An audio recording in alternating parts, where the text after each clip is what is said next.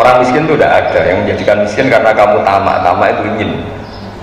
Jadi coba misalnya kita punya uang 1 juta per bulan, mampu 1 juta, terus mondok yang 1 bulan 200.000, kan kita kaya karena mampunya 1 juta, mondok hanya 200.000. Tapi kalau punya uang 1 miliar tapi ingin sesuatu yang nilainya 2 miliar, maka agak kesampaian. Jika kalau dalam ilmu tasawuf itu yang menjadikan kamu miskin itu ya keinginan kamu. Assalamualaikum warahmatullahi wabarakatuh. Bismillahirrahmanirrahim. Rabbi shrah li sadri wa yassir li amri wahlul 'uqdatam min lisani yafqahu qawli. Allahumma shalli wa sallim wa barik ala sayyidina Maulana Muhammadin wa ala alihi wa sahbihi ajmain. Amma ba'du. Saya punya sekian contoh bahwa agama ini liman kana yarju wal yaumal akhir. Agama ini bagi yang selalu berpengharapan. Jadi misalnya ada orang fasik atau sedang salah atau sedang goblok, sedang tidak pinter, itu kita harus membahasakan sedang itu ya mutalabbis bitil kalfilah atau mutalabbis bitil kalfalah. Ini penting sebagai mukaddimah karena awal kerusakan agama ini dimulai dari gerakan-gerakan yang mudah mengkafirkan kelompok lain, sehingga ini memutus harapan.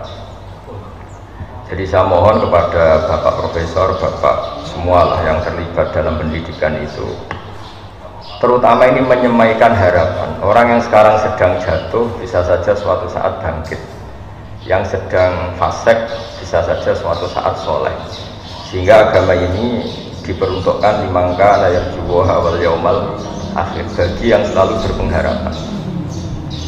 Sehingga agama ini tidak boleh main vonis mengkafirkan orang lain, terus kemudian menganggap kelompok lain tidak termasuk Islam, itu tidak boleh.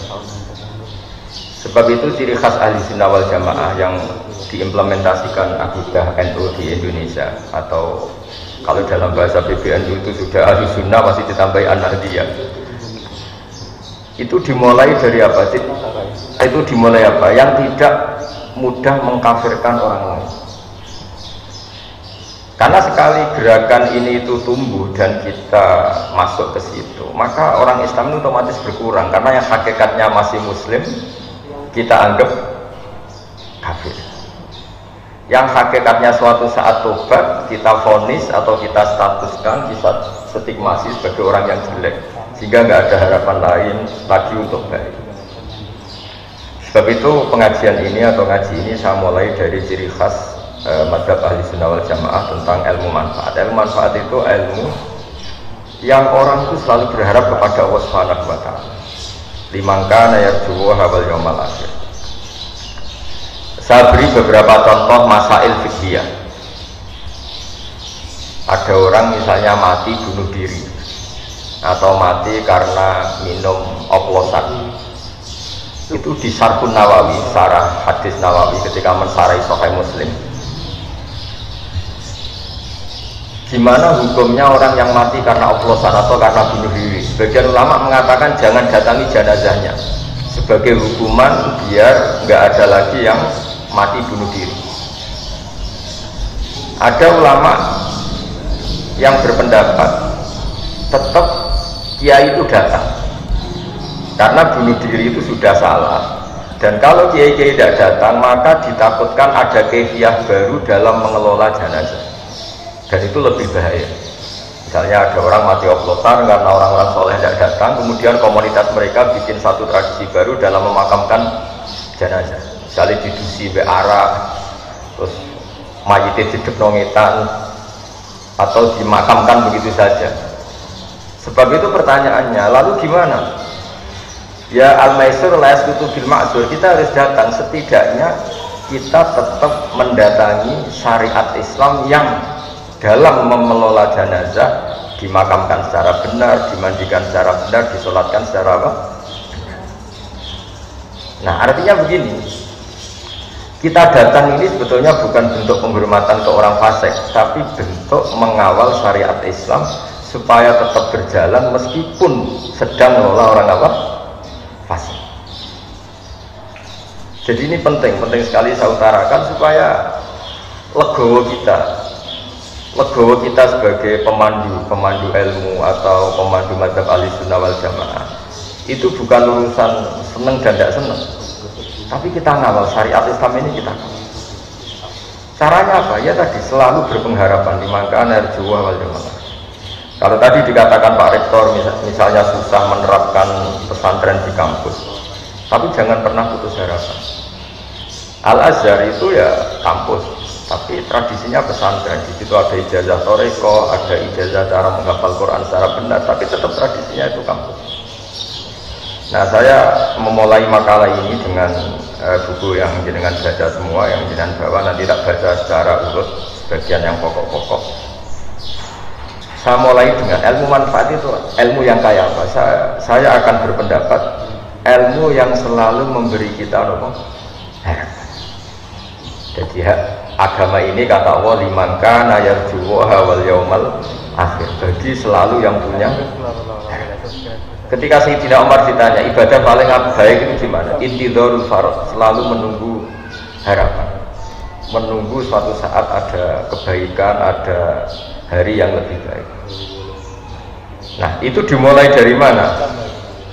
Dimulai misalnya seorang bapak yang awam, yang mungkin lugu atau bodoh, selalu bilang leke jokoyok bapak, akhirnya anaknya sekolah dan lebih baik. Ada orang yang nyuwun sewu, mungkin dia maling atau copet atau apa, kalau ngandani anaknya itu bapak tok yang sing lakoni ning penjara, kowe aja sampai nasibmu koyok bapak. Dan dari harapan seorang bapak yang terpidana ini kemudian lahirlah anak-anak yang soleh. Ketika orang-orang kafir Mekah yang sangat sadis kepada Rasulullah SAW itu sampai Malakul Jibal itu nggak tega, terus menawarkan, ya Rasulullah, hari ini saya diutus Allah untuk apa? Untuk menghancurkan orang-orang Mekah yang mengusir engkau, yang menyakiti engkau. Tapi kata Nabi, jangan. Asallahu ayyukhrija min aslabihim ma ya'buduha wa la yusyriku bihi syai'an. Mungkin bapaknya kafir, tapi saya berharap nanti anak-anaknya menjadi mukmin. Jadi orang yang kafir saja Nabi tidak butuh harapan. Ini bukti itu ada di hadis Sahih di Bukhari. Dan betul, Abu Lahab punya putri namanya Durrah, ada yang baca Darrah, itu mukminah sholihah. Abu Jahal punya anak namanya Ikrimah, ini termasuk sahabiyun jalilun. Jadi agama ini digerakkan oleh harapan liman kana yarju. Bahkan ketika bapaknya belum, kan banyak sekarang di Indonesia, banyak di Indonesia itu orang yang nggak bisa baca Quran, anaknya hafid. Dimulai dari mana? Dimulai dari sebuah apa? Harapan liman kana yarju wal yaumal akhir. Sebab itu dalam sebuah kitab Jami'u Ushulil Auliya, kitab tentang para wali, itu Abdul Hasan Asyadzili pernah mimpi. Di situ ketemu Nabi Nuh dan Nabi Muhammad SAW dalam mimpi. Itu Nabi Nuh digojlok begini sama Nabi Muhammad. Andaikan Nabi Nuh tahu bahwa dalam tubuh orang kafir bisa saja ada sperma nasamah namanya kalau dalam bahasa Arab, yang suatu saat ini jadi mukmin. Misalnya Abu Jahal, ternyata dia menyimpan nasamah, yaitu nanti jadinya ada Ikrimah bin Abi Jahal. Mungkin buyut-buyut kita, orang-orang di negara-negara Eropa, mungkin banyak yang babanya kafir, atau yang karuan ya di Arab. Di Arab itu banyak orang kafir yang karuan di kitab itu Abu Jahal punya anak Ikrimah, Abu Lahab punya anak Darrah. Andai kan Nabi Nuh tahu bahwa orang-orang kafir yang beliau pasutkan itu mati, padahal di tubuh mereka tersimpan nasamatan mukminah, bisa saja tersimpan calon-calon orang mukmin, maka mada'a ala qaumin, maka tidak akan masukkan kaumnya. Artinya apa? Kenapa Nabi Nuh yang termasuk ulul azmi akhirnya syariatnya Nabi Nuh tidak menjadi syariat kita? Karena syariat kita tidak boleh robbila tadar alal ardi minal kafirina daya. Karena yang sedang bodoh bisa saja di situ tersimpan calon-calon profesor, calon-calon doktor, calon-calon ulama, padahal bapaknya awam atau lugu. Maka Bapak Purwo, Pak Profesor Purwo, saya pernah ketemu profesor juga di Jogja, cerita, Gus, sebenarnya saya dengan bapak saya itu entah pinter mana. Kok sampai cerita gitu? Ya, bapak saya ini petani udon, punya anak profesor. Saya profesor, anak saya naik SMP saja kesulitan. Biasanya ini pinter siapa? Makanya cerita yang favorit di Mbah Zubair, abahnya Mbah Mun itu, ada orang awam duduk punya anak alim alama. Setelah punya anak alim alama ini, anaknya ini punya pondok besar itu. Ya rata-rata santri itu kultus. Anaknya saja sealim ini, apalagi bapaknya. Suatu saat bapaknya ke situ, sholatnya ya ada bener, wudunya ada bener. Santri itu masih bisa mentakwil. Ini mungkin jadab itu bahasa khusus pondok, mungkin punya perilaku khusus loh, yang sudah terbebas dari syariat. Suatu saat bapaknya ini kencing dekat musola, jadi sudah agak bisa ditakwil. Wah ini kali ini bodoh betul ya. Singkat cerita si santri memberanikan diri matur kiainya, Pak Yai, saya ini kecewa. Dulu saya kira bapak anda lebih pintar dibanding anda, karena anda alim betul. Ternyata bapak anda ini bodoh. Terus kata sang kiai tadi, ora dong, bapakku itu pintar. Sing bodoh itu mbahku. Kenapa bapak jenengan pinter? Karena memutuskan punya keputusan terbaik dalam hidupnya, yaitu saya dipondokkan, akhirnya saya jadi orang alim. Nak mbahku bodoh, berkora tau mondokno. Artinya apa? Generasi bodoh itu bisa diakhiri. Maka sebetulnya seorang yang bodoh itu ya sedang bodoh. Bisa saja di sini menyimpan tadi nasamatan sing mukminatan, nasamatan alimatan, nasamatan sing mu'jibatan. Sehingga kalau dalam ngaji nahwu, ini juga orang-orang unu juga harus ngaji nahwu. Bahasa nahwu itu manusia itu berstatus seperti isim fa'il. Isim fa'il itu kalau fasikun berarti sedang fase, bukan permanen fase. Seperti kita misalnya mungkin kita sholihun, ya sebetulnya sedang soleh, bisa saja kita su'ul khotimah, sehingga tetap disuruh berdoa ya muqallibal qulub tsabbit qalbi ala dinik. Lalu gerakan-gerakan ekstremis itu tidak mau belajar seperti ini. Kayak apa dulu Abi Sufyan musuhi Kanjeng Nabi, tapi akhirnya mukmin. Semua perang orang kafir itu dipimpin Abi Sufyan. Dulu ketika Nabi orang Islam kalah di perang Uhud, panglimanya orang kafir itu Wahsy, Khalid bin Walid. Tapi akhirnya Khalid bin Walid masuk. Orang yang paling biadab di perang Uhud itu Wahsy, yaitu yang membunuh Sayyid Hamzah, juga akhirnya Islam. Maka ilmu nahwu itu penting, berarti fasikun ya di terjemahannya sebetulnya sedang fase, bukan berstatus fase, bukan berstatus permanen fase. Sehingga itu dipelajari oleh ulama-ulama. Kenapa? Karena dengan cara seperti itu ada harapan. Maka saya mohon, misalnya Universitas NU yang di Jogja, misalnya masih kecil ya berharap lebih besar, misalnya kurang baik berharap akan lebih baik. Pokoknya hasil itu jangan sampai orang itu tidak punya harapan. Maka kata Sayyidina Umar, afdhalul ibadah intidharul farad. Ibadah terbaik adalah selalu punya apa? Harapan, dan berharap hari esok lebih baik, hari esok lebih baik. Dan awal dari kesalahan kita bermadzhab adalah madhab yang takfiri, yang memutus harapan. Ya, karena maknanya mengkafirkan itu berarti menutup orang lain dari rahmatnya Allah. Karena maknanya kafir itu penutup. Sehingga dalam sebagian bahasa Arab, petani itu bahasa Arabnya kufar, karena maknanya itu penutup biji-bijian di tanah. Jadi bahasa kafir itu, makanya bahasa kafir kadang dipakai lain syakartum la azidannakum wa la in kafartum. Kenapa dikatakan kafartum? Karena menutupi nikmat yang diberikan Allah ke dia, pengingkar nikmat. Sehingga bandingannya kafartum dengan apa? Syakartum. Nabi Sulaiman juga pernah bilang, hada min fadli rabbi liyabluwani aashkuru apa. Jadi punya bahasa kafir itu tidak mesti seru keluar dari Islam, itu tidak. Bahasa kafir itu bisa pengingkaran terhadap apa? Nikmat atau pengingkaran terhadap anugerah Allah juga disebut kafir. Karena bandingannya itu syukur sama apa? Kufur. Nah kadang perbandingan itu ekstrim, yaitu mukmin dan kafir. Nah ngaji ini memang saya mulai dengan rumus yang agak jelimet, tapi ini akan menjadi panduan untuk Nahdlatul Ulama, juga untuk para akademisi di kampus, bahwa semuanya itu dimulai dari harapan. Dulu kita dijajah Belanda 350 tahun, dan masyarakat kita zaman itu sangat terbelakang. Wong penjajah itu buruk, sudah buruk, kafir. Orang-orang tua kita nyeluk Belanda itu dorong. Wong penjajah kok diundang dor. Mungkin andaikan saat itu ada pakar sudah putus asa. Bagaimana bisa menggerakkan masyarakat yang saking bodohnya itu penjajah dipanggil dor. Kayak apa susahnya pas itu? Kita ini bisa menggerakkan masyarakat tuh kalau punya kesadaran melawan.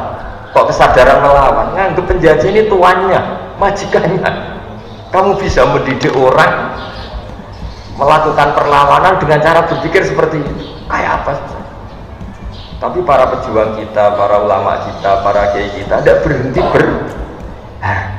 ada saja celah untuk mendidik mereka supaya mau melakukan perlawanan. Padahal saking lucunya, wong penjajah kok diundang dong. Duh, kayak apa?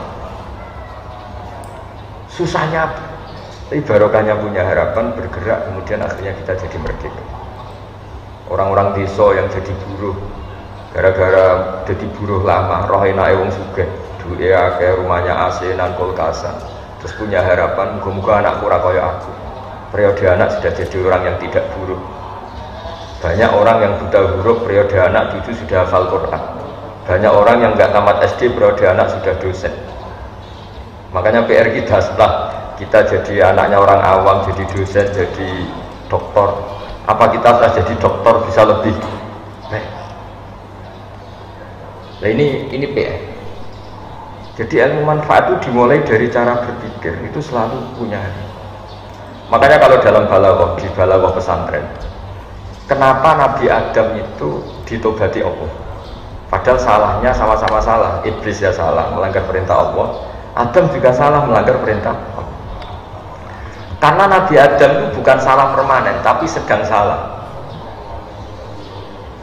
Yaitu Allah membahasakan wa aso adamu rabbahu fahuwa. Jadi kalau dalam bahasa Arab itu ada bahasa status, ada bahasa sedang. Misalnya begini, saya ini kan tidak penjahit.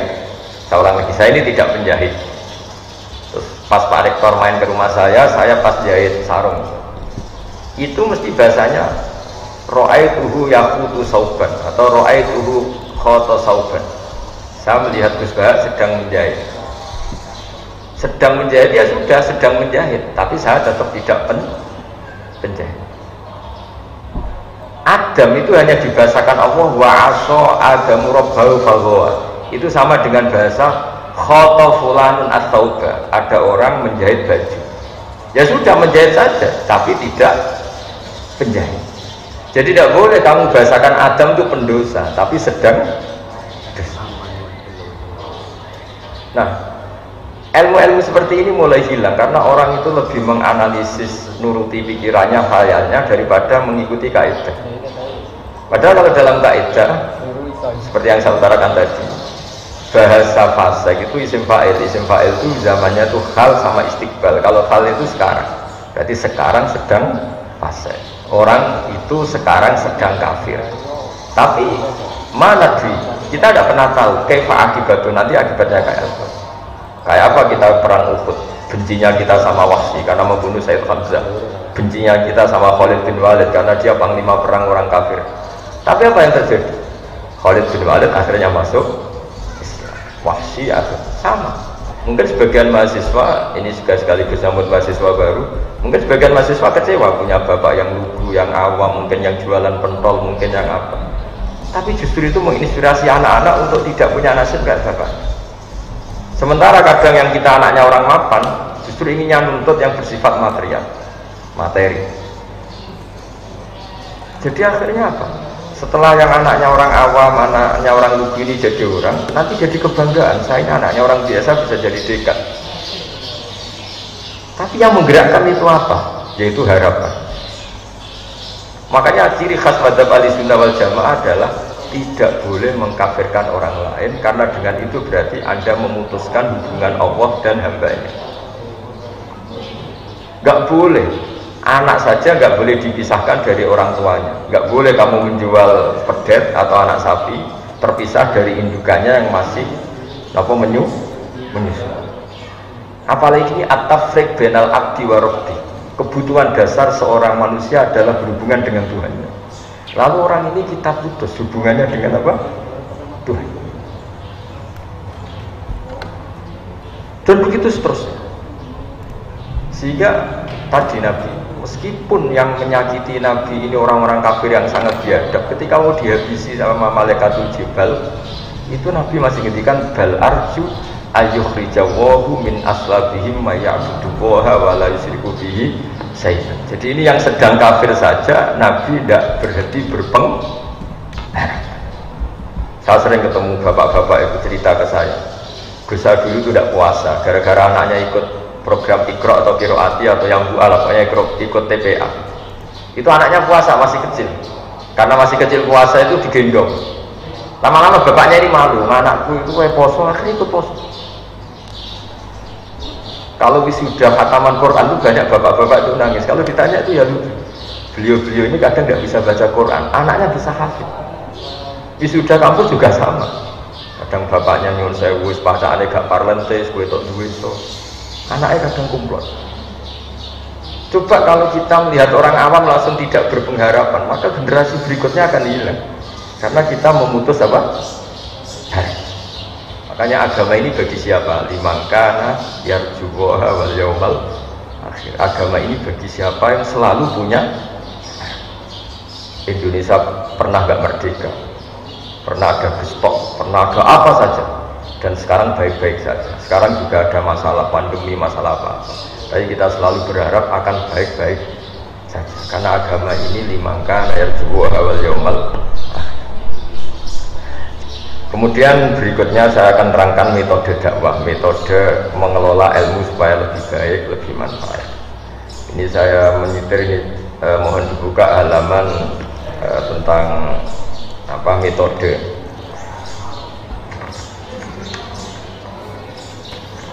Tentang Sayyidina Umar diprotes sama beberapa sahabat karena beliau cara mimpin itu keras sekali. Kalau Abu Bakar lembut sekali, jadi sama-sama dua pemimpin besar dalam Islam. Yang Umar itu keras sekali, yang siapa? Abu Bakar lunak sekali. Halaman 25. Ya ini saya baca halaman 25. Jadi kan Rasulullah SAW kita tahu ketika intaqala ila rafiqil a'la, ketika pindah ke alam itu. Karena tentang Nabi itu gini Pak Rektor, jangan sampai kita yang NU atau yang ahli sunnah wal jamaah itu menamai Nabi itu meninggal. Jadi memang kalau ulama itu aturannya agak jelimet. Pernah ada Imam Malik ketemu orang, ila aina anta, kamu kemana? Zurtu kubur Nabi, saya mau ke kuburannya Nabi. Itu dineng sama Imam Malik, orang itu gak ditanya. La taqul kubur Nabi, wakul zurtun Nabi. Makanya orang Indonesia itu luar biasa. Yang paling awam pun kalau ditanya, kamu kalau haji mau kemana saja? Ziarah Kanjeng Nabi. Gak ada yang keterucut bilang ziarah kuburannya. Fa'inan Nabiya hayyun, karena menurut keyakinan kita Nabi itu masih hidup, hanya intikal pindah ke alam barzah. Sehingga orang Indonesia itu luar biasa. Orang paling awam pun kalau ditanya, kamu mau kemana setelah ibadah haji selesai? Mau ziarah Nabi. Gak ada yang menambahi kata kuburan. Itu sudah jadi kultur, sehingga mereka melafalkan meskipun tidak paham yang ngomongnya gitu. Kenapa umrah? Sampai ziarah Kanjeng Nabi. Di brosur juga gitu, ziarah ke Nabi, bukan ke makamnya Nabi. Jadi itu kultur kita sampai seperti itu. Ya kita tahu Abu Bakar mengganti Nabi. Abu Bakar itu al-layyin, dia halus sekali. Resiko halus adalah ketika melihat kemungkaran juga tidak berontak. Dan itu masalah, karena ciri utama agama Islam itu nahi mungkar. Sehingga Abu Bakar justru merasa yang mengganti beliau itu harus figur yang mewakili nahi mungkar, karena beliau merasa mewakili amar ma'ruf. Sehingga sahabat itu kaget sekali ketika ditanya siapa yang menggantikan engkau. Beliau menjawab Umar. Dua figur yang berbeda, perasaannya orang itu nggak akan terlintas Abu Bakar kok memikirkan bahwa penggantinya itu adalah Umar, karena ini dua figur yang sangat kontras. Yang satu sangat lunak, yang satu sangat keras. Tapi kenapa akhirnya Abu Bakar itu minta diganti Umar? Kalau kita hidup di Jogja, di Solo, di kultur yang halus, mungkin seneng sama figur kayak Abu Bakar. Tapi misalnya Anda hidup di Kolombia, misalnya di daerah narkoba, di daerah-daerah yang keras, Anda akan butuh kayak Sayyidina Umar. Makanya dalam tarikh itu unik. Nabi pertama kali jadi Nabi dan yang Islam sudah ada beberapa, di antara yang sudah Islam itu Abu Bakar. Tapi Islam itu diteror oleh orang-orang kafir. Kalau mengaku Islam dijotosi, mengaku Islam disiksa. Sehingga Nabi itu angen-angen, waduh nak sing Islam melunak-lunak ini repot. Suatu saat Nabi jalan-jalan melihat Umar di pasar dan beliau sedang gulat. Jadi Umar itu preman, jadi kalau gulat itu menangan. Terus kata Nabi, Allahumma a'izzal Islam di Umar, semoga yang mau Islam yang jenis seperti ini. Betul. Sebagai riwayat ada yang cerita Nabi doa Senin gitu, Kamis sudah Islam. Pertama Islam masuk Umar, Umar masuk apa? Islam. Apa yang dilakukan? Bikin pengumuman. Siapa yang mengganggu Nabi Muhammad SAW akan saya bunuh. Sehingga gentenan orang kafir yang delik, bukan lagi orang Islam yang delik, tapi orang kafir yang sembunyi. Dan awal itu pula dimulai fasda bima tu'mar. Artinya apa? Figur kayak Abu Bakar itu belum memenuhi kebutuhan ketika ketemu orang kafir-kafir yang rese tadi. Sama. Andai kan semua orang Islam itu lunak, itu nanti kalau ketemu yang harbi ya tentu yang kita masalahkan itu kafir yang harbi yang ingin merusak kita, bukan orang kafir yang mau berbaik sama kita. Walhasil singkat cerita Abu Bakar ini ingin diganti Umar karena ada kebatilan-kebatilan yang masif, ada kebatilan-kebatilan yang aktif. Singkat cerita ketika Umar mimpin ditanya sama Abu Bakar, engkau mengganti orang yang sangat lunak sementara engkau sangat keras. Nah ini yang terus dijawab ya Abdurrahman, wa wallahi laqad lintu linnasi hatta khasyitu wa fil lail thumma stadadtu alaihim hatta khasyitu wa fi syiddah fa'ilal makhraj. Jadi intinya gini ya, ini saya beri analogi kalau kita misalnya punya keluarga yang nakal, misalnya yang pergaulan bebas, kalau ketemu paman atau Pak D yang lunak, ngajak pacarnya di situ gak ditegur, melakukan hal yang haram gak ditegur, pasti ponakan ini berpikir wah gak apa-apa, nyatanya Pak D saya gak negur.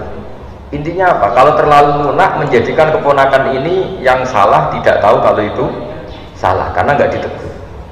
Kebalikannya kalau pamannya ini terlalu keras, ponakannya juga gak pernah main ke sini, jadi ya rapo berdidik, ke situ saja enggak.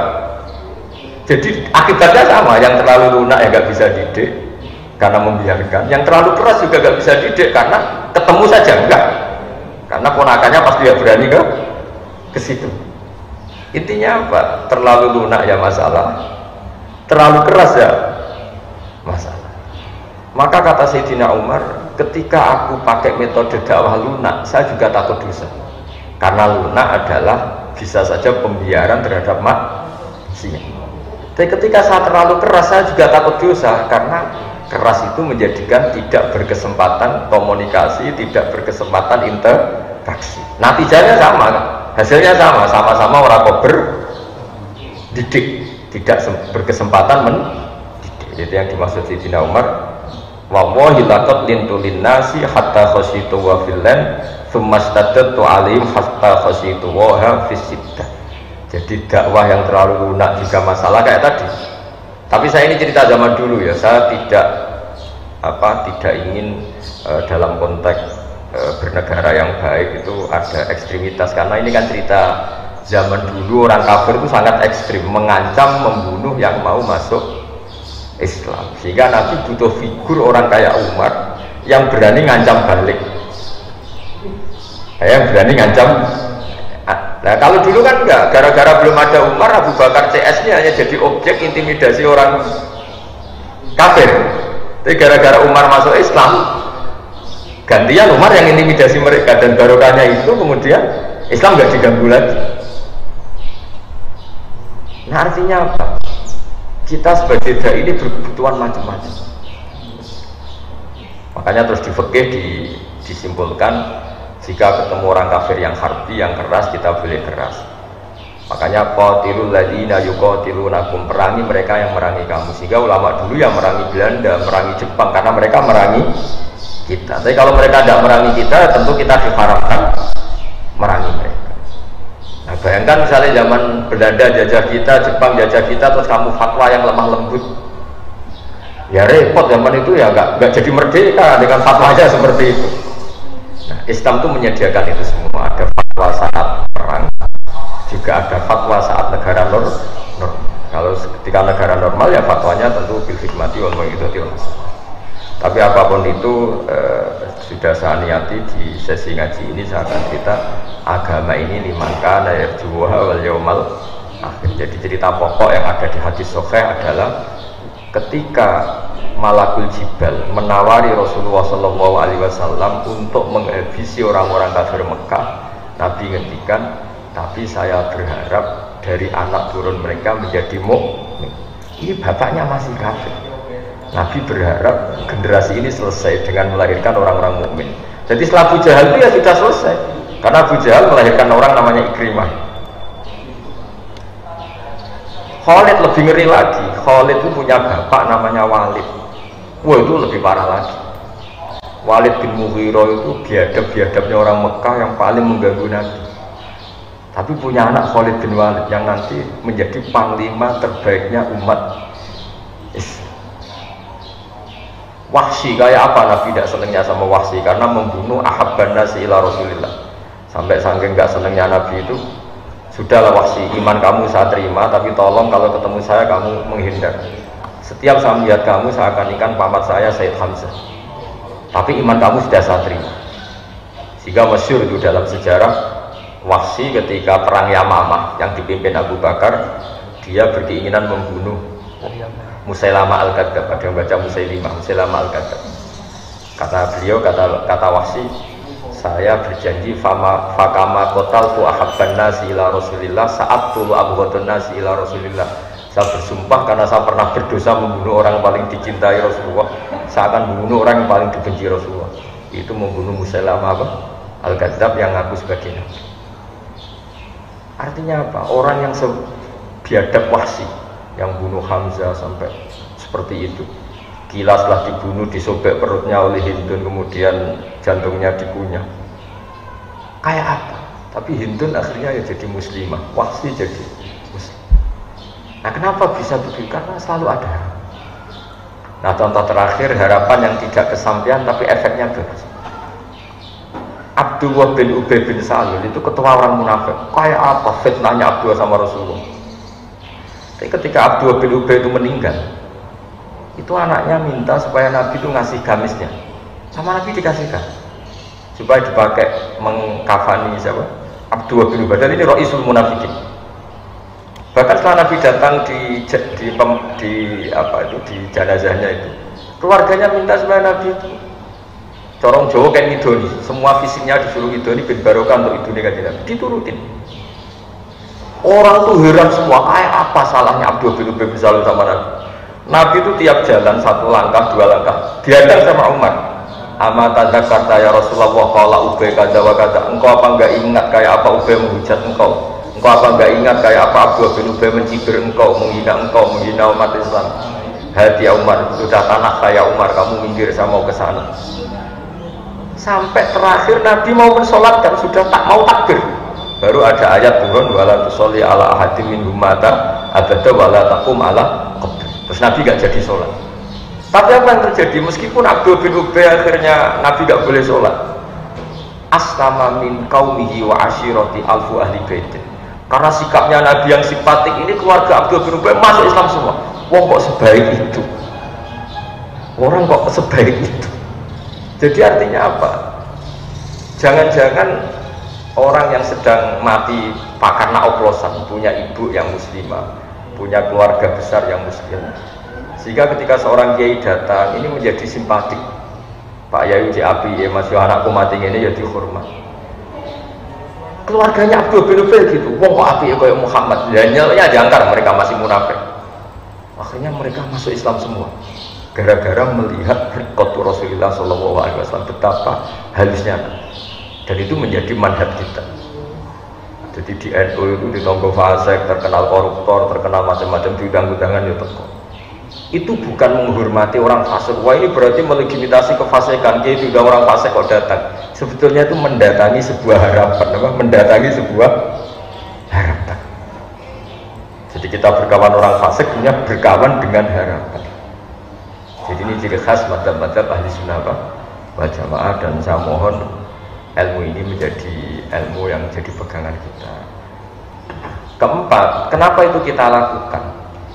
Ini ada di kitab Hikam, pernah saya ajarkan juga ketika Fakultas Kedokteran UGM ke sini. Kenapa ini kita ajarkan? Yang keempat, ini contoh saya yang terakhir.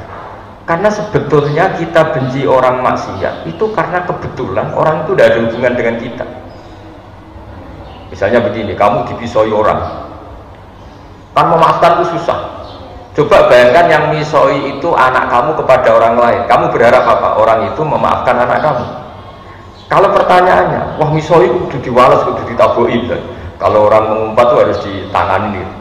Pertanyaannya, kamu fatwa gitu karena kebetulan yang salah bukan anak kamu. Coba kalau yang salah itu anak kamu berharap dimaafkan apa dipukulin? Dimaafkan. Makanya Nabi Ibrahim alaihissalam ketika diangkat di alam malakut kemudian melihat orang maksiat, menurut kamu Ibrahim orang-orang maksiat itu diapakan? Habisi saja ya Allah. Mereka hidup di bumimu, makan dari rezekimu, tapi maksiat terus. Sama Allah diturutin. Sampai 3 kali, ada 3 peristiwa. Ya, ada yang maksiat zina, ada yang maksiat maling, ada yang maksiat apa. Suatu saat Nabi Ibrahim disuruh nyembelih Ismail. Itu anakmu sembelih. Tidak bisa ya Allah, ini samrotu fuadi, ini buah hati saya, wakib ini kesayangan saya. Nah kenapa tidak boleh dibunuh? Ya ini kan kesayangan saya. Nah, ya kan apa? Ya karena anak saya. Terus kata Allah, kamu apa tidak ingat di malam ketika kamu saya mi'rajkan, itu hamba saya yang bikin saya, kamu enak aja usul kamu bunuh. Setelah saya usul supaya anak kamu bunuh, kamu tidak mau. Memangnya kamu lebih sayang sama anakmu ketimbang saya sama hamba-hamba kamu juga sayang. Enak saja kamu tidak ingin, tidak ikut bikin, hanya usul supaya tak bunuh. Semenjak itu Nabi Ibrahim sadar sebenarnya kebencian kita sama maksiat itu karena kebetulan. Itu udah anak kita. Coba kalau kamu jadi dosen lihat mahasiswa goblok itu mantelnya bukan main. Tapi kalau itu anak kamu, wah dosen itu sing apian, ora oleh kereng-kereng saate bocah. Kalau dalam guyonan saya sering sebagai kiai itu sering guyon. Kalau ada pembantu mecahkan piring dimarahin, itu pasti salahnya dua. Mecahkan piring dan tidak cantik. Sekali itu cantik, apa majikannya bisa marah? Itu pasti. Begitu juga wong nyulayan janji kok dihamuk. Itu mesti orang atasan. Coba kalau yang nyulayani Pak Mustafid ini rektor, sepurane aku terlambat, dia betul nopo. Tapi kalau yang terlambat ini office boy atau karyawan, nggak disiplin, nggak profesional. Maka kalau ada kemarahan terhadap kesalahan, pasti sebabnya dua, salah dan tidak prospek. Ada, tapi ini nggak diomongkan, yang kedua ini nggak diomongkan.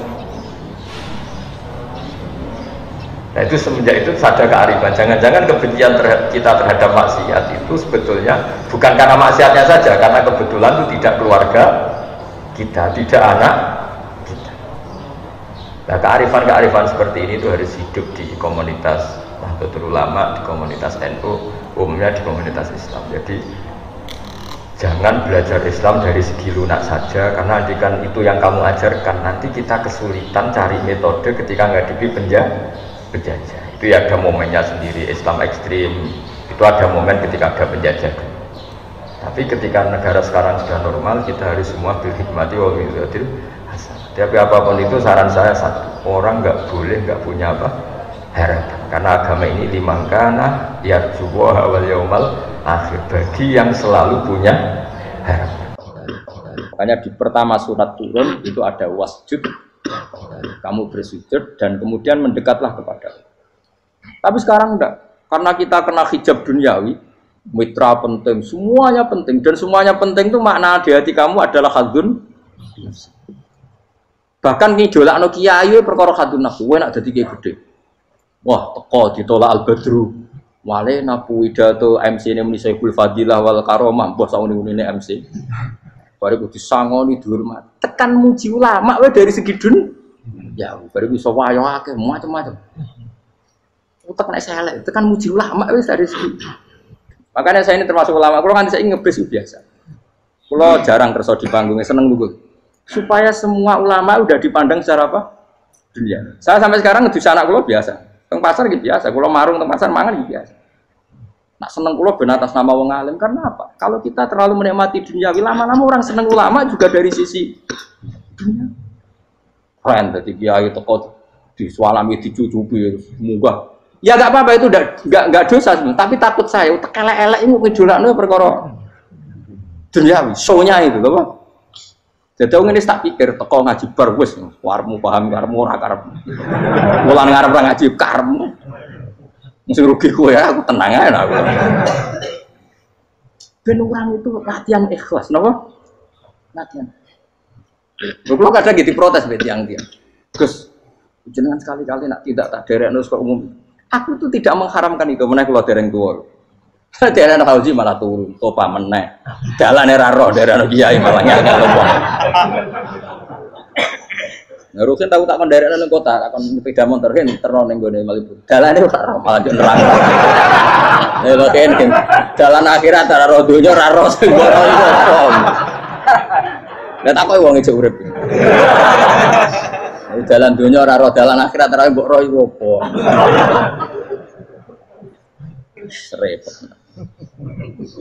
Jadi kenapa saya ndak mau, bukannya menolak. Saya senang kalau kiai-kiai terhormat, senang sekali. Saya senang kalau ada ulama dihormati karena supaya jadi tradisi ulama itu terhormat. Tapi jangan semua ulama mau dihormati. Nanti lama-lama jadi siklus. Tekan mencintai kiai saja karena fasilitas. Gue seneng jadi imam masjid akbar, masjid Istiqlal, imam besar. Seneng mergo kenal presiden, datang dikawal. Seneng jadi sudes, wah keren, sholat ngarepe Ka'bah, teko dikawal askar. Ya kalau seneng karena itu kan berarti menjadi dunia. Itu sirinya kenapa Rasulullah ketika ba'da Fathi Mekah sudah menguasai Mekah, sudah naklukkan Mekah Madinah. Nabi itu satu hari terbiasa. Mau sarapan saja kadang nggak ada yang dimakan. Tanya ya Aisyah, apa saya bisa sarapan? Enggak ya Rasulullah. Ya sudah saya tak puasa. Supaya tetap terkontrol bahwa umatnya mencintai beliau bukan karena kebesaran. Itu Rasul. Itu setelah periode Mekah loh. Jangan kira itu periode Medina. Apa? Itu periode apa? Medina loh. Periode yang setelah Nabi punya segala. Tapi Nabi tetap seperti itu. Kenangannya Aisyah sebagai istrinya apa coba? Dia cantik sekali. Aku tahu jajal turun ngarepe Nabi terlentang. Ya Nabi tetap sholat. Nak beliau sujud sikilku tak ingkretno. Nak beliau ngadeg tak lonjoro meneh. Dadi Aisyah wa ana muqtaridotun bene adi turu terlentang. Dadi cara ya sudah terlentang. Wong Nabi nak salat suwi dia tetap salat. Oke di bojo ayu ora ngrasa salat. Bojo elek ora salat meneh. Bojo elek amen junub meneh wae. Kowe ora kena go contoh kasus iki wong kasus. Kowe di bojo ayu prawan turu karepku sida salat ora bos misale lho. Pomene wong jegoten wae tambah over. Mustofa lho kula ora ngenyek jegoten liyane ora terus iku. Mergo nang ngenyek wong akeh dosa, nang ngenyek wong sita ora. Misale dosa tak hitung mau ke sore. Aku ngenyek dosa sita, mulang ganjarane 10. Cek susuk piro?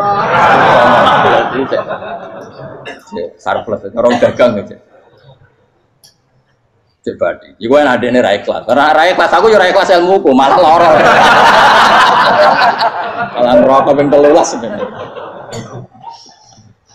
Makanya ini dipikir ya, saya ulang lagi harus dipikir secara matang-matang bahwa kita tidak boleh terlena oleh kehidupan dunia.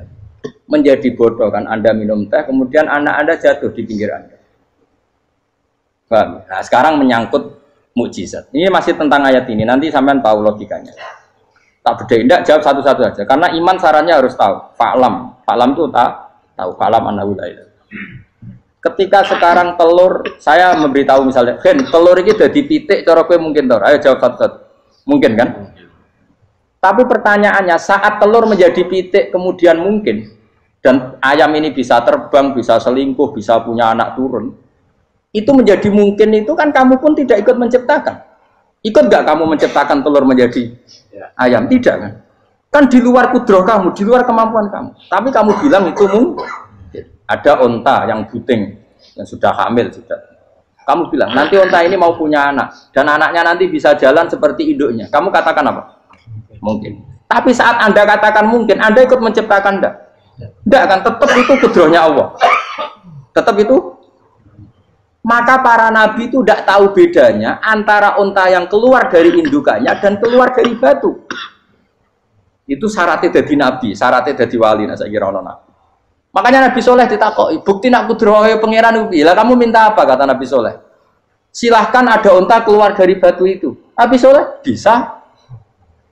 Ya tenan terus unta keluar dari batu. Terus kaumnya gawok. Wah kok hebat tenan unta metu kok batu. Jadi Nabi Soleh, ya padha karo unta lahir kok indukane. Bedane apa? Ya beda. Lah bedane apa? Metu kok watu kok ya ora melok gawe. Metu kok indukane ya kowe ora melok gawe. Bedane apa? Tapi utakmu kena hijab. Kamu niku ana bedane. Cara nabi-nabi ora roh bedane. Lah kula termasuk warasatul anbiya ya ora roh bedane cara. Waras utek kula niku waras.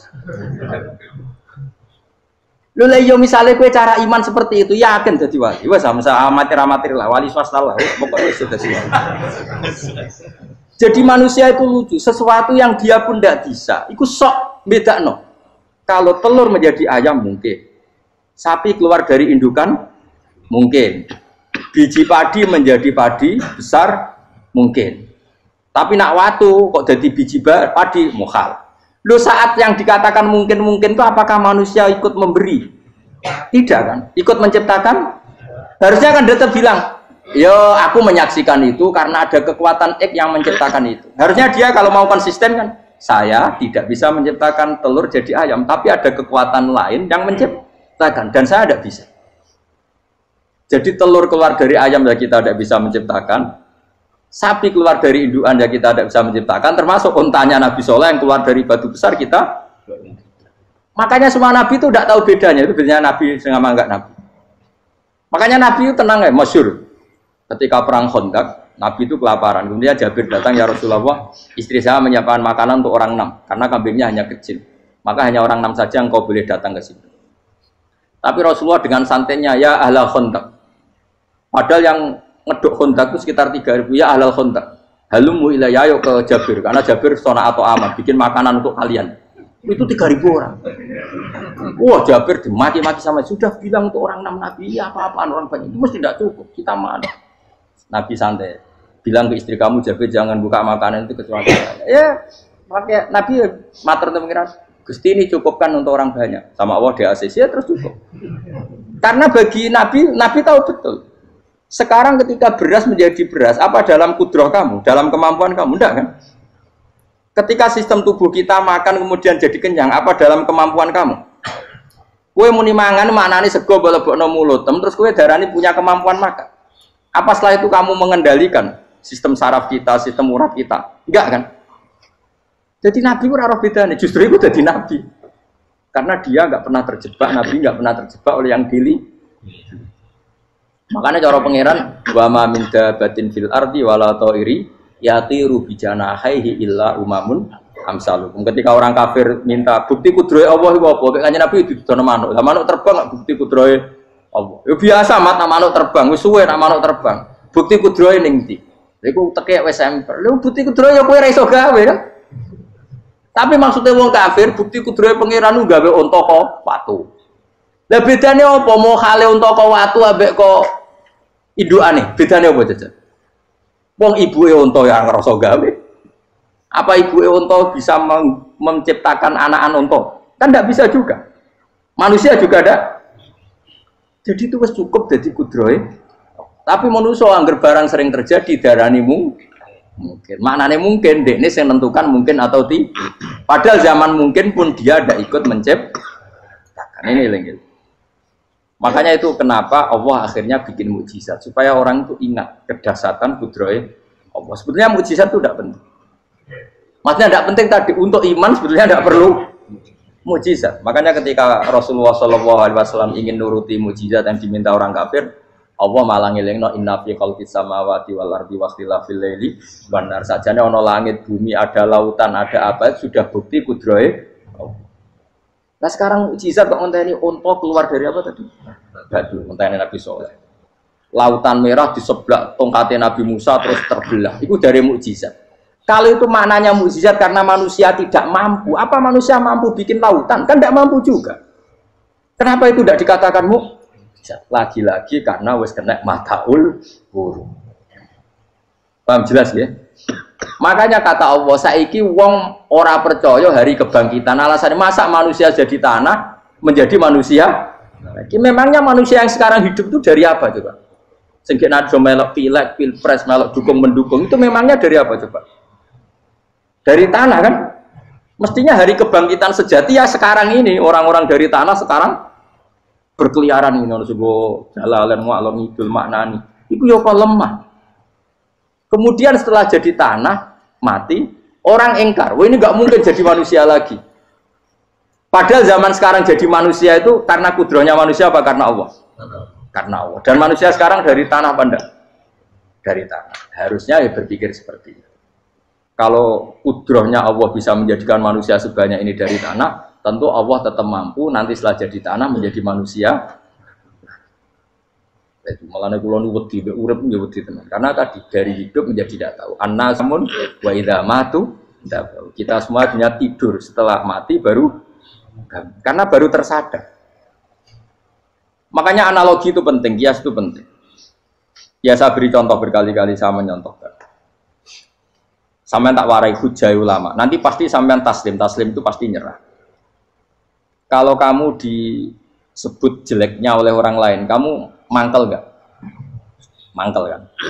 Itu Imam Ghazali gini, kamu tak kasih resep supaya kalau ada orang mengingatkan kejelekan kamu itu tidak mangkel. Apa itu resepnya? Misalnya gini, di baju saya ini, inna fi thawbika akroban wa hayatan. Di baju kamu itu ada kalajengking yang berbisa atau ada ular yang berbisa. Ada orang mengingatkan itu. Kamu terima kasih apa enggak? Terima kasih. Karena ada sesuatu yang bahaya di diri kamu, diingatkan, dan karena diingatkan itu Anda terus bisa menghilangkan sesuatu yang bahaya tadi. Sekarang kamu punya sifat hasud, sifat dengki, sifat riya, sifat-sifat yang buruk. Itu sesuatu yang mencelakakan kamu di akhirat.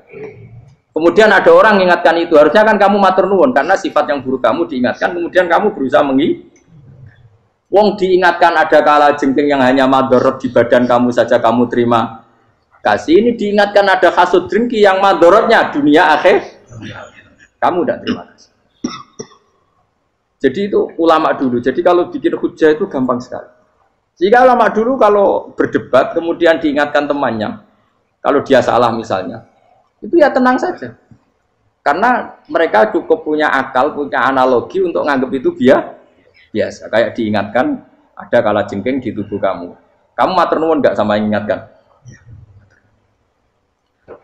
Tadi saya ngaji sore, ngaji di sini cerita. Kila itu Imam Ahmad. Begitu mudah mereka iman sama Allah dan Rasul. Maka yu'minu billahi wal yaumil akhir falyukrim apa? Jaruh. Kalau kamu iman sama Allah dan Rasul maka muliakan tetangga. Itu ada seorang ulama dipanggil tetangganya, ayo ke rumah saya. Setelah sampai, dah pulang saya tidak jadi butuh. Sampai di rumahnya dipanggil lagi. Ke situ lagi, dah pulang lagi saya sampai 3 kali. Itu si ulamanya senyum-senyum santai.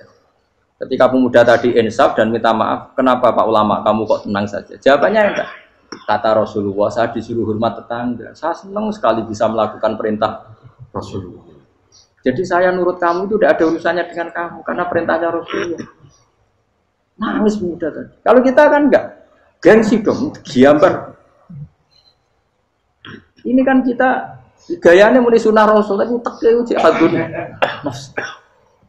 Nah kalau kamu sudah gitu, tak daftar jadi wali, mbok KPU-ne oleh nyetujui mbok kapan roh tapi daftar. Saya ulang lagi, jadi kamu harus terbiasa dengan kias yang diajarkan Quran ya. Jadi ketika bibijian jadi pohon besar, itu pun kamu katakan mungkin. Padahal ketika kamu katakan mungkin, kamu pun tidak ikut menumbuhkan bibijian jadi pohon asam yang besar. Itu menunjukkan kudrohnya Allah.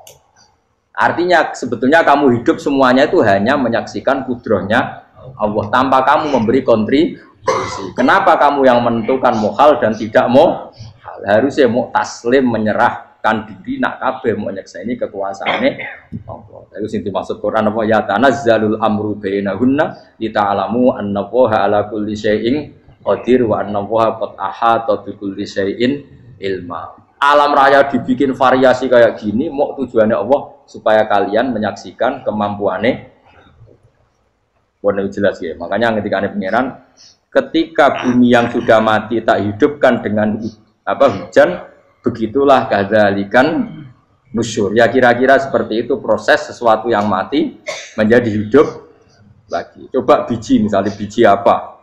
Biji kurma atau biji kacang atau biji apa? Kamu simpan di rumah bertahun-tahun, berpuluh-puluh tahun. Tentu ini berstatus biji yang mati. Kamu tanam di tanah, kamu kasih air, kemudian menjadi hidup. Menjadi hidup, rindang. Ya sudah, itu kan berarti Allah bisa menggerakkan dari sesuatu yang mati. Itu juga telur, sesuatu yang mati. Tapi kalau kamu bilang, tapi di dalamnya itu ada zat-zat yang hidup, itu pun tidak kamu yang menciptakan. Susah ya apa sih ngakoni nek iku kudrohe Allah. Lah nek kowe ngakoni kowe gak mampu kemudian iku kudrohe Allah, tentu kematian kita setelah mati pun dalam kudrohnya bisa bangkit lagi. Makanya Allah menutup kadzalikan nusyur. Begitulah. Begitu juga menyangkut umur. Kalau kamu dijaya harusnya kamu minta dong tidak mati terus. Nyatanya kamu mati. Makanya Allah pernah dukoi falola in kuntum ghairu madinin tarji'unaha in kuntum shodiqin. Kalau kamu merasa dijaya sebagai manusia, coba ketika nyawa kamu di kerongkongan, kembalikan lagi ke tubuh kamu. Nyatanya tidak bisa. Ternyata kita hanya objek. Umur panjang ya karena dikasih Allah, umur pendek ya karena dikasih Allah. Dengan terlatih begini maka kita mudah sujud sama Allah Subhanahu. Itu harus dilatih terus sebagai seorang mukmin. Jika kita hidup di negara apa saja, kondisi apa saja itu rileks. Karena semuanya itu karena kekuasaannya. Meskipun kita tentu bernegara yang baik, dan kita ikut pilpres, ikut pileg, ya normal lah. Bertetangga yang baik, apa saja yang baik. Tapi semuanya itu kita menjaga konstitusinya Allah. Sampai betonggo, senane masjid enak. Bojo tiga imangan, benar kecewa bekue, nara kecewa, kok belum sujud bareng. Anak kita rawat supaya mereka jadi generasi penerus sujud, penerus rukuk. Terus begitu jadi orientasi. Nah, itu kalau sudah seperti itu namanya al-ulama warasatul anbiya. Emangnya Nabi mewarisi kita apa coba? Cara kita sujud, cara kita rukuk. Coba Quran kalau ngendikan warka'u ma'ar rafiqin. Balillah fa'bud wakum minasyakin. Tapi tahu-tahu ada generasi muslim yang cacane iku mapan. Karena ngono ora usah Islam, PKI ya kepengin mapan, komunis ya kepengin mapan. Lonte nganti dadi lonte ya kepengin mapan. Copet nganti dadi copet ya kepengin mapan, bajingan hati bajingan kepengen mapan. Karena kepengen mapan ora kudu wong saleh, wong fasik pun kepengen. Bener bedane apa nggo jalalan cita-citane mau kepengen mapan. Bukan cita-cita sing gak perlu wong nggo jalalan, wong fasik kok ya. Mana cari Imam Ghazali nak gejol-gejolokan. Kamu jangan bangga nikmat yang yastariku ma'akal baha. Itu satu nikmat sing kewan kudu. Misalnya kowe seneng mangan akeh, fal jamus aksaru akeh. Jamus iku angane luwih akeh. Nak kowe seneng kumpul kebo, kumpul wedok akeh. Falkir du aksaru wikoan. Kethek iku kuwate jimak luwih kuat. Pitik luwih kuat. Imam Ghazali kok satu kenikmatan sing mustarok. Mustarok benal ukola wa benal wiril ukola. Tapi nak nikmate sujud ora iso kethek sujud suwi-suwi ora. Spesial napa? Spesial. Kalau suwun makanya Imam Sinten Sayyidina Umar tadi sampai seperti itu. Ketika dia ditusuk sama seseorang, dia tanya pertama, yang nusuk saya siapa? Orang Majusi ya Amirul Mukminin. Alhamdulillah alladzi ja'ala maniyati biyadi rajulin lam yasjud laka sajdah. Yuhajuni biya yaumal qiyamah. Jadi itu penting. Artinya satu sujud pun sudah menjadikan kita berhak masuk neraka. Ya tentu yang ikhlas. Nah ukurannya ikhlas itu gimana? Ya pokoknya sujud. Ada kepen buswarga ya rapati ikhlas. Kepen dadi wali ya ora ikhlas. Terus piye? Ya ora ono carane. Ikhlas ora usah cara. Mau ikhlas maknane murni, nek ono carane malah ora. Jadi mau ora sudah daftar wali. Nek kepen sujud dadi wali ya ora ikhlas. Pemene nak dadi wali terkenal terus sing sowan akeh salam tempel akeh tambah ra ikhlas. Lan cara gejolakane bapak kula kan. Bapak kula nate kula tangkep. Ada orang tertentu kok terkenal wali, terkenal sekali orang.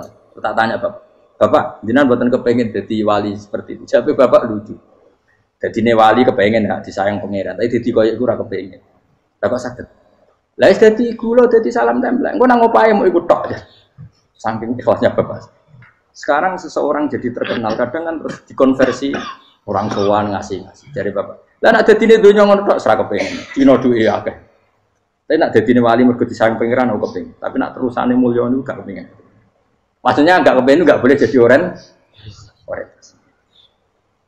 Aku yang manusia sih kadang aku kepengin wah jadi kiai top. Mesti metu kok mobil di apa, wong visuale, sono sing tiba-tiba seru no. Kerennya opo dicoba. Cucuk tobat. Serah keren hisabe akeh. Maksud kula niku saya tetap senang ada kiai terhormat itu sangat senang. Cuma jangan semua ulama seperti itu. Nanti ono wong kepengin dadi ulama saja karena nilai-nilai dunia. Enak jadi dia. Saya itu yang nggak suka. Maksudnya nggak suka kalau ada orang seperti itu. Makanya maksudnya generasi yang melihatnya seperti. Tapi kira usah gede. Misalnya ulama kalau kula kabeh terus gak keren, terus akhirnya ono wong kepengin dadi ulama. Mergo dadi ulama terima kancane rugen, bagus banget terima kancane rugen. Entuk apa? Iku terus ora ono generasi ulama iki salahno pangeran. Lan sing mulya nggih monggo, sing koyo kula nggih monggo. Biasa mawon mboten donya. Cara oleh sing koyo kowe mau, kowe dadi wali ora jelas, alamate ora jelas, kriteriane napa? Ora jelas. Tapi ora jelas iki barokah. Barokah ora jelas itu dadi ikhlas. Nggih, ora jelas itu napa? Jadi kula suwun ya. Pokoknya kula suwun sangat. Apa yang kita lihat itu seringnya menjadi kita bodoh tadi. Kita melihat teh karena fokus menjadi menterlantarkan apa? Anak-anak sampai jatuh. Sama kita melihat dunia ini berlebihan sampai nggak ngerti pentingnya akhirat itu al-kumut takatsur. Kamu disibukkan memperbanyak urusan dunia dan sibuk kamu itu hatta zurtumul maqabir sampai go mate gampangane terjemahan bebas iki. Pangeran Nabian di kasano alus sampai kue tekoni kuburan terus kalah saufatara. Tapi kamu nanti tahu apa yang penting zaman kamu di dunia. Setelah kamu tahu ternyata kenangan terbaik di dunia adalah saat kita sujud, saat kita munajat, saat kita ngekei yatim piatu, saat kita mulang, saat kita berbuat baik. Tapi nak ngertimu itu terlambat setelah di akhirat, pas ke ngerti latarawunnal jahim, pas wae mlebu. Makanya harus ngerti dari sekarang. Lalu Allah sering ngertikan ilamu annamal hayatud dunya itu dingertikan sekarang. Karena kalau ngertinya sekarang, insya Allah tidak terlambat. Tapi kalau ngertinya nanti, pas ngerti, pas latarawunnal jahim, pas ngerti, pas saya mutlak. Itu yang kita ada ini. Buat terus nol. Wama yastawilan ora podo pal goroni apa segorolo. Manane dua mata air atau dua kelompok air, dua bahron ora kudu segoro, pokoknya dua jenis napa? Air. Cara bahasa Arab disebut napa? Bahr. Hada utawi iki ku adbun. Iku banget napa? Adbun itu banget tawari napa? Nah cara mriki napa gitu. Tawari. Nggih. Furatun kang banget manise atau banget enake. Syadidul ubah, terus banget manise. Air yang murni yang mineral itu kan ada manis-manisnya memang. Jadi wong Arab nak darani ya memang agak apa? Manis. Saehu tero ingkang glender apa sarubu ngombe iki lama, syurbu. Diombe ya enak glender. Tapi wahada utawi jenis air sing liya iku milkhun iku asin ujatun banget asine. Sadidul maluha, muluha itu banget napa? Asin. Diombe ra enak wasin terus ning tenggorokan wis ra enak. Ya begitu juga otak manusia, ono sing cara berpikir itu enak terus nyaman. Ada yang cara berpikir wis bolet no? Bolet. Ngomong wis profesor, wis dokter, wis kecelok kiai mubalek. Uang itu penting di dunia. Lah uang penting anggar uang kaya roh. Cah cilik nganti nangis njaluk dhuwit mergo ngerti nak dhuwit iku penting. Aneh-aneh. Copet nganti nyopet mergo yang ngerti nak dhuwit iku. Profesor wis kiai ngomong dhuwit iku penting padha bareng sak profesor wis rodol. Aneh-aneh. Lu terlalu mulai jogeman. Cuman kok semeneh dhuwit iku penting rono. Biasa wae. Ngono malu tambah mboten penting, Gus. Penting banget sampe tahu. Mesti ngomong ngono biasa wae. Ya pancen tenan dhuwit kuwi penting biasa ora usah bawa ngomong. Wis roh agar wong sembrono. Maksud kula latih lah ngomong yang penting fid dunya wal akhirah. Ngomong sesuatu yang manfaat kita fid dunya napa? Wal akhirah. Ya misalnya wau sujud, taat, ngakoni kebaikan. Nanti kula pernah ditanya, Gus menurut kacamata agama kalau seperti jenengan suka Papua bagian dari Indonesia alasannya apa? Ya karena Papua itu ardu wa buminya Allah. Jika kalau bagian dari Indonesia kalau kita sujud di sana gampang, masuk ke sana tanpa imigrasi. gerasi dan kita suka di sana bebas bagian dari Indonesia bisa sujud bisa ya. Kalau saya ditanya boleh gak Gus mahasiswa kita sekolah di Jerman? Menurut saya boleh baik saja. Jerman juga buminya Allah. Kalau ada orang Muslim di sana semua buminya Allah biar ada yang sujud. Ya sudah gitu. Jadi kita sebagai kiai ngomong nggak usah kiai malah ngomong biar maju, maju nguasai itu sih ngomong ben menteri. Kiai ora usah ngomong ngono, Pak. Nah kadang kiai malah ngomong ngono. Kok jadi menteri ora usah jadi kiai. Mana aneh. Biar menguasai perdagangan internasional dia kok jadi menteri keuangan ora usah jadi. Nah nabi ulama itu harus satu nabi nak dulu dunia ngono to. Al bilad biladu wal ibadu. Fa nama asabta khairan fa akib. Ya jenenge negara kabeh pangeran, kabeh bumi pangeran. Kowe ning dhewe anggere iso nglakoni apik ya lakon. Iku nabi. Ulama warasatul ulama kok melok ngomong penting kita ada yang di Cina di Jerman supaya punya komunitas internasional. Iku sing ngomong ben menteri luar negeri ora usah melok ngomong. Nah, ngomong ngono tak ya agak jadi kiai wong dadi menteri. Mana aneh. Jadi kiai ben ngomong ala apa? Kiai. Jadi gak masalah cara apa al bilad biladu wal ibad baitu wa fa nama asab ta khairan fa'atim. Kabeh bumi wae pangeran, kabeh kawula ya kawulane pangeran. Di mana saja Anda mendapat keberkahan bumi itu, ya kamu silahkan tempat di situ. Ya tentu keberkahan menurut Allah adalah kita bisa sujud, bisa melakukan ibadah, bisa melakukan syiar nama Islam. Ya sudah, fa'atim kata Nabi ya, enggak apa-apa kamu apa di situ. Makanya dulu Azerbaijan itu kan ya negara non Muslim. Uzbek ya banyak, tapi era Umar sudah banyak sahabat yang di sini. Sampai klimaknya akhirnya lahir seorang ulama besar namanya Imam Bukhari itu lahir di mana? Uzbek. Dulu ikut wilayah mana? Uni Soviet. Ya kan banyak ceknya itu dulu dihuni ulama-ulama. Ketika dikooptasi Uni Soviet berat sampai 100 tahun, benih-benih keulamaan, hujah-hujah keulamaan masih tersisa. Sehingga ketika Uni Soviet pecah, mereka langsung menjadi negara apa? Islam, karena keislamannya tertanam di hati. Sibghatullah wa man ahsanu minallahi sibghah. Jadi akidah kalau sudah mantap kayak gitu dikooptasi Uni Soviet tetap menjadi apa? Islam. Akhirnya ceknya Uzbek tetap jadi negara apa? Islam. Makanya saya pesan didik anak itu pakai sibghah. Pakai apa? Sibghah. Sehingga dengan dunia yang seperti ini anak-anak kita terjadi muslim yang baik, mukmin yang baik, karena dilatih apa? Dengan sibghatullah wa man ahsanu minallahi yo jaman mbok ajari materi engko wis ro dhewe materi ora sabuk warai bocah ro dhewe nah HP ku penting sepeda motor malah bapake sing ngajari waduh mateni terus diajari yo ro dhewe pemenah turunanmu tambah ro mungkin wis gen gak trimo ro alim kan wa min kullin lan sange saben-saben suci min huma saking ma'aini to bakhreni tak kulo namangan sira kabeh. Lahman ing daging torian kang seger. Wa te lahmu tori wa sama iwa. Jadi Allah sebagai Tuhan pun ngelingno nek manusia butuh makan, butuh perhiasan ya dikasih sama Allah. Tapi semuanya tujuannya agar bisa ibadah ning Allah Subhanahu wa taala. Wa tastakhrijuna lan ngetokno sira kabeh minal milki saking sing asin. Wa kilalon didhawuhna min huma saking sing asin lan ora sing asin. Minal adbil furat lan minal milhi. Allah ngetokno khiliatan ing perhiasan. Allah juga membolehkan talbasuna kang nganggo sira kabeh ing khilyah. Ya ta'al khilyah wa alulu misalnya mutiara wal marjanu lan batu mulia marjan. Jadi Allah sebagai Tuhan yang membolehkan kita pakai perhiasan. Ya tentu sesuai syariat Islam kalau lelaki enggak boleh pakai apa? Akhirnya nganggo hakik marjan. Kayak dukun. Kok digedhi ya gitu akeh. Ya duwe ora apa-apa. Namun ana sing percaya dadi dukun sing seru nah. Wa taro lan ningali sira tubsiru tegese ningali sira alfulka ing prawa isufuna tegese pro-pro fi ing dalam saben-saben suci. Fi kullin ing dalam saben-saben suci min huma saking fakhrain. Kowe ningali prau mawa sira khali iso sing membelah lautan. Tamkhurul ma tegese iso membelah apa sufun alma ing banyu. Tasukkuhu tegese membelah apa sufun hu ing ma bijariha. Kelawan mlakune sufun fi ing dalem mak mubilatan hale menghadap wa mudbiratan hale membelakang. Diri khen kelan angin wahidatin yang siji.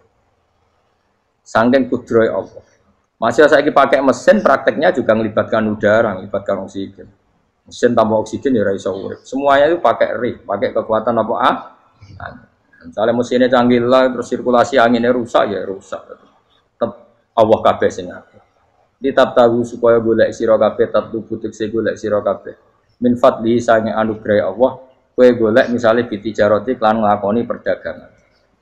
Dibikin perahu kapal lintas negara supaya perdagangan menjadi lancar. Tapi nomor siji mungkin wala alakum tashkurun. Setelah semua itu lancar wala alakum lan menono sira kabeh iku tashkurun iso dadi syukur sira kabeh. Nyukuri Allah ing Allah la dalika ing atase mongkon-mongkon nikmat. Yuli jung lebokno sapa wa ta'ala khilu sing lebokno sapa Allah lela ing bumi finaring dalem rino. Kadang jatah malam sebagian kecil dikasihkan rino, berarti rinane menjadi lebih panjang. Faizi itu mongko tambah apa nahar. Wa yuli lan lebokno sapa wa ta'ala annahara ing rino, khilu sing lebokno sapa Allah ing nahar fil laili ing dalem bengi. Faizi itu mongko tambah apa le. Wasakhara lan ngatur sapa wa ta'ala asyamsa ing srengenge wal qamara lan rembulan. Ya sama misalnya gini. Kanjeng Nabi nak ono gerhana, itu saking takutnya itu sholat gerhana. Ketika ditanya kenapa engkau begitu takut ya Rasulullah, karena matahari ini bisa diatur gak sesuai rutinnya. Nah, aku kan gak saking kesuaiannya dablek, agar seringnya ngeresur aku wetan, engkau sore aneh. Memangnya rutinitas ini yang ngatur Anda. Saya ulang lagi ya, matahari kalau pagi dari mana? Timur, kalau sore ke barat. Rutinitas ini kan tidak kamu yang ngatur. Harusnya kamu takut dong dengan kemungkinan matahari wis ngambek. Sehingga wong mukmin itu mestinya ora tenang iso wae wong ora melok ngatur kok pede. Kaya hidup itu baik-baik saja ning bumi ya tenang ae kok baik. Wong ora melok ngatur tenange bumi kok kowe tenang-tenang. Kowe ora melok ngatur. Itu ibarat kowe numpak mobil ora melok nyupir terus kowe amen turu wae. Keting-keting tabrakno. Nah kita ini kan gak melok ngatur bumi, harusnya ada ketakutan. Makanya Allah sering gojlek kawulane kabeh aamintum manfis sama ayakhsifa bikumul ardo fa idza hiya tamu. Mbok ya kowe mikir manggon bumi ku iso wae bumi ujug-ujug tak gawe melumer likuifaksi. Jadi dari awal Allah nganggep bumi potensi tamur terlikuifaksi. Tapi kan manggon bumi ya tenang. Bayangno di omah apik bojo ayu, bayangno kok garasine ning kene, ruang tamu niku utek wis ngono. Gak ngerti bumi buasan mek kowe ora tau pikir.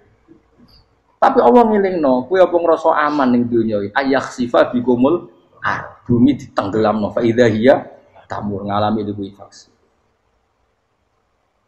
Ya, tapi kowe makom ora ngono, ya, tapi apik dablek ngene iki dadi urip penak dadi. Entah itu esuk juga asan dasinan bariku ngantor. Penak. Wong ora roh iku penak ora wis. Aku ya seneng wong ora roh iku seneng dadi kok penak urip. Sing kiai ya semua. Wae politik satu pengaruh ben lo ben mati bareng berarti sing bener jadi mlebu neraka lho gak enak wala alakum nas kabeh digawe penting sing syukur ya gak apa-apa ke dasinan mlete lak sing penting apa syukur apa ning ndi golek syukur terus ya tapi ya lucu dosen takoki mending ngono ya lucu dadi sok suci terus piye golek dhuwit keren apa jadi profesor bab golek duit. So wong-wong ora profesor ya golek. Berarti kan bodoh. Yang bener jawab ya. Kira saja jawab. Kok cara di goblok. Piye piye. Masa jawab biasa wae. Betahe ora ono ine blas. Terus kulun supaya kabeh wala alakum napa? Taskurun. Jadi kanjeng Nabi ana gerhana itu tanya saya ini takut kalau matahari dalam rencana Tuhan yang lain. Jadi meskipun sekarang rutin matahari dari timur ke barat, kemudian gerhana pun bisa dihitung secara ilmu astronomi. Gerhana rembulan segaris gini-gini. Meskipun itu semua bisa dianalisis secara ilmu, tetap sing gawe ora kuwe. Nah sing gawe ra kuwe bisa saja ada kekuatan yaitu tentu dalam Islam disebut Allah yang menghancurkan dan kamu tidak tahu. Disebut amin tuman fis sama ayakhsifa bikumul ardo fa idza hiya kemudian bumi ini melumer ngalami likui. Makanya bumi juga gitu misalnya air selama ini baik-baik saja kata Allah ketika Allah murka dan kemudian mata air dihilangkan fama ya'tikum bimaim qul ara'aitum in asbaha ma'ukum ghauram fama ya'tikum. Meskipun sekarang rutin kita bisa minum air secara segar, kita pun harus membayangkan bisa saja Allah menarik kemudian air itu hilang. Oh, rakyat atau mikir, ngombe glegeken rokok. Bari untuk duit maklaran politik wis urip ngono. Jago menang syukuran orang gremeng ngono. Jare malaikat-malaikat ya Allah. Rom Allah iku kapan dul. Tapi Allah Rahman Rahim niku kok do urip ngono. Sekungkut seprofne. Pokoke eling suwe ngandel kula, suwe latihan eling pengiran. Ikru wa dikron apa? Asira eling pengiran sing akeh. Wasakhkhara lan ngatur sapa wa taala asamso ing srengenge wal qamara lan bulan. Kulun te sabar-sabar siji mung masangi samas lan qamar. Iku yajri iku lumaku apa kulun fi falaki ing dalam putarane kulun to ing dalam galaksine kulun to ing dalam cakrawalane kulun. Li ajalin krana mangsa musaman kang wis ditentokno. Misale yaumil kiamah tegese dina kiamat. Jadi matahari dan rembulan itu memang punya siklus dan ketentuannya nanti sampai hari kiamat. Maksudnya Allah sendiri yang tahu kapan di akhir. Justru kita tidak tahu itu menjadi hati-hati karena semua di luar kendali kita. Semua di luar kendali kita. Setidaknya kita syukur karena sekarang baik-baik saja. Itu disebut innallaha yumsikus samawati wal ardo antazula. Terus walain zalata in amsakahuma min ahadim min ba'di. Allah yang mengatur sistem langit dan bumi supaya tidak bergeser dan kemudian menjadi kekacauan. Nah sekarang alhamdulillah semuanya baik-baik saja. Jadi kabeh dielingno Allah wala allakum dzalikum taidat sing nentokno mengkono kabeh sing ngatur langit bumi rembulan kabeh iku Allah, iku zat sing jenenge Allah, yaiku Rabbukum pangeran sira kabeh sing rumat kowe kabeh. Lahu kang iku tetep wedi Allah al mulku te kerajaan. Jadi dunia dalam genggaman Allah, tidak dalam genggaman manusia. Makanya konflik pemimpin biasa wae ora usah sepan. Tetep dunia dalam kendali Allah. Waladina uta wong akeh tatuna kang njaluk sira kabeh tak bubuna sing nyembah sira kabeh menduni sang jenenge Allah khairi jenenge Allah. Wa hum tawi liyane Allah iku alasna misale pira-pira berhala iku mayam dikuna ora iso miliki sapa kabeh mingkit miren saking sak sidike kulite kurma. Lafa fatinawati tegese kulit arine kurma. Soale cilik lah kitmir anane kurma dia iku ana namane apa? Lugute apa? Iku lugute sawi, dia kurang anane lugute sawi, ana cuma anane apa? Biji sawi pokoke cilik napa? Apa cuma anane partikel nuklir kaya gaul kiai pokon gaul ya ora oleh. Pokoke cilik sing penting apa? Cilik. Intat ulamun ngajak sira huming asnam layas mauduakum. Berolo-berolo mbok jaluki donga ya ora krungu. Walau sami umpama krungu fardhan ing dalem parilane utawa pengandiane ya mastajabul aku. Umpama krungu ora iso nyembah dani ema aja hukum tegese ora nyembah dani sapa berolo gumun sira kabeh. Wa yaumil kiamat yang dina kiamat yakfuruna ngafiri sira kabeh syirkikum lan syirik-syirik sira kabeh bi isrokikum. Tegese kelawan syirike sira kabeh ya ing para berolo ma'allah. Ya tabaru tegese lebaran sapa ngakeh mingkum saing sira kabeh. Ya tabarru natekse lebaran sapa asnam utawa wong-wong sing dianggep asnam mingkum sangi sira kabeh wa min ibadatikum lan sange oleh nyembah sira kabeh ya hum ya ing kabeh. Maksudnya kamu mendewakan hal-hal tertentu di dunia, pada akhirnya di akhirat kan itu hilang semua.